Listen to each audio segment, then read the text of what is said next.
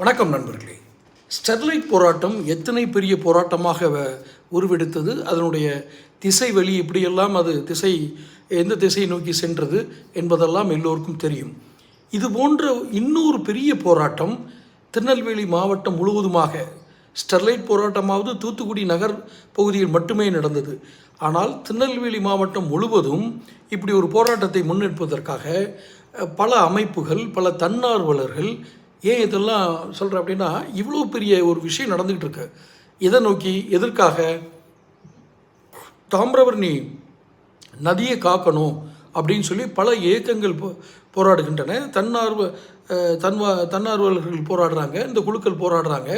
பல மனுக்கள் கொடுக்கப்பட்டுள்ளது, அமைச்சருக்கு அனுப்பிச்சிருக்காங்க, அதிகாரிகள் கொடுத்துருக்காங்க. ஆனால் தாமிரபரணி நதியில், தாமிரபரணி தோன்றுகின்ற அந்த பாபநாசம் மலையிலிருந்து இது திருநெல்வேலி வர்றதுக்குள்ளேயே இடையில் இருக்கிற ஊராட்சி, நகராட்சி, மாநகராட்சி என்னென்ன கட்டுப்பாட்டில் இருக்கோ, ரெவன்யூ டிபார்ட்மெண்ட் கட்டுப்பாட்டில் இருக்கோ, இந்த அமைப்புகள் எல்லாம் பாதாள சாக்கடை கொண்டு போய் தாமிரபரணியில் சேர்த்து இந்த நதியை கெடுத்துட்டாங்க. எந்த ஒரு அறிவும் இல்லாதவர்கள், எதிர்காலத்தில் நம் எதிர்கால சந்ததிக்கு தண்ணி வேணுமே, குடிக்க தண்ணி வேணுமே நினைக்காத அறிவில்லாதவர்கள் செய்த வேலை இது. ஆனால் இதை உணர்ந்து இதற்கு ஒரு விழிப்புணர்வு ஏற்படுத்தி செய்பவர்கள் கூட ஆதரவு இல்லை அங்கே. இதுதான் ஒரு துயரமான ஒரு நிகழ்வு. ஆனால் இப்போது எல்லோரும் ஒன்றிணைந்து விட்டார்கள். எப்படி ஸ்டெர்லைட் போராட்டம் நடந்ததோ அதே அளவிற்கு அல்லது அதைவிட அக்ரஸிவாக, கொஞ்சம் எதிர்ப்பு, வலுவான எதிர்ப்பாக, ஏன்னா தேர்தல் சமயம் வர்றதுனால இந்த சமயத்தில் சொன்னால் உடனே கட்சிகளுக்கு போய் அரசியல் கட்சிகள் மண்டையில் சேரும், ஆளுங்கட்சிக்கு மண்டையில் சேரும்ன்றனால மிகப்பெரிய போராட்டத்தை ஒருங்கிணைத்துள்ளார்கள். இதில் என்ன சோகம்னா, இப்படி ஒரு போராட்டம் ஒருங்கிணைத்து இவர்கள் ஒரு மிகப்பெரிய போராட்ட வடிவத்தை கொண்டு செல்கிறார்கள் என்பதை உளவுத்துறை எப்படியோ கோட்டை விட்டுருச்சு.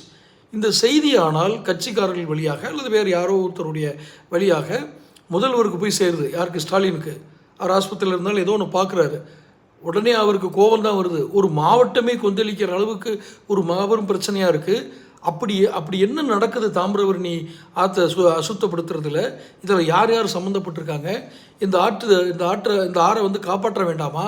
எப்படி நீங்கள் இதெல்லாம் இப்படி ஒரு போராட்ட வடி வந்ததுக்கப்புறம் ஏதாவது செஞ்சோம்னா இன்னும் இந்த எலெக்ஷன் வரப்போகுது, அதில் அதை பாதிப்பு ஏற்படுத்தும் இப்படின்னு கோபத்தில் இருக்கார் யார்? ஸ்டாலின். ஆனால் உளவுத்துறை எப்படி கோட்டை விட்டுன்னு தெரியாது. மாபெரும் போராட்டம், அறவழி போராட்டம் அங்கு காத்திருக்கிறது. சேனல் சப்ஸ்கிரைப் பண்ணுங்கள், நோட்டிஃபிகேஷன் பெல் பதிவு பண்ணுங்கள். இந்த வீடியோ பிடிச்சிருந்தா லைக் பண்ணி ஷேர் பண்ணுங்கள். நன்றி.